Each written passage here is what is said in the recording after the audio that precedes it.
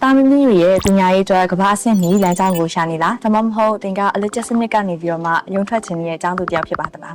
ဒါဆိုလို့ရှိရင်တော့ဒီချက်ကဒီနေ့ IGCSE ဆိုတာကိုမိတ်ဆက်ပေးပါမယ်မင်္ဂလာပါဒီချက်ကတော့ EduBridge Online Education Center မှာ Accounting and ICT ကိုသင်ကြားပေးနေတဲ့ဒီချက်ဆုမဖြစ်ပါတယ် IGCSE ဆိုတာဘာလဲ IGCSE ဆိုတာ International General Certificate of Secondary Education ရဲ့အတူကောက်ဖြစ်ပါတယ်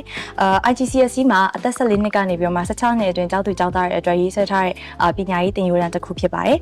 ဒီ qualification ကိုအဓိကအားဖြင့် Cambridge Assessment Education ကနေပြီးတော့မှစီမံခန့်ခွဲပါတယ် IGCSE ကိုကမ္ဘာကဘယ်လောက်ထိအသိမှတ်ပြုလဲ IGCSE ဒီ USA, UK, Canada, Australia အခြားနိုင်ငံများစွာကနေပြီးတော့မှတက္ကသိုလ်ဝင်ခွင့်အတွက်ခိုင်မာတဲ့အရေးအချင်းလက်မှတ်တစ်ခုအဖြစ်သတ်မှတ်ထားပေးပါတယ် IGCSE ရဲ့အဓိကအားသာချက်ကဘာလဲ IGCSE မှာဆိုလို့ရှိရင်အဓိကအားသာချက်ကသူကအလွတ်ချက်စနစ်ထက်ကိုမှကျောင်းသူကျောင်းသားတွေရဲ့ critical thinking ကိုအဓိကဦးစားပေးရဖြစ်တဲ့အတွက်ကြောင့်မလို့ academic ဘိုင်းနဲ့ career ဘိုင်းကိုဖြစ်တဲ့လက်တွေ့မှာပါအသုံးဝင်ပါတယ်ဒါအပြင် IGCSE မှာ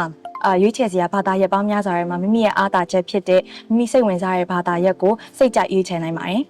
ဒီလိုအခြေကျေးစုပြရဲ့ IGCSE ပညာရေးလမ်းကြောင်းပေါ်ကိုစတင်ပြီးတော့မှရှောက်လန်းခြင်းနဲ့ဆိုလို့ရှိရင်ဘယ်ဘာသာရပ်ကိုရွေးတင်လဲပြင်ဆင်မှုတွေဘာတွေလုပ်ရမလဲ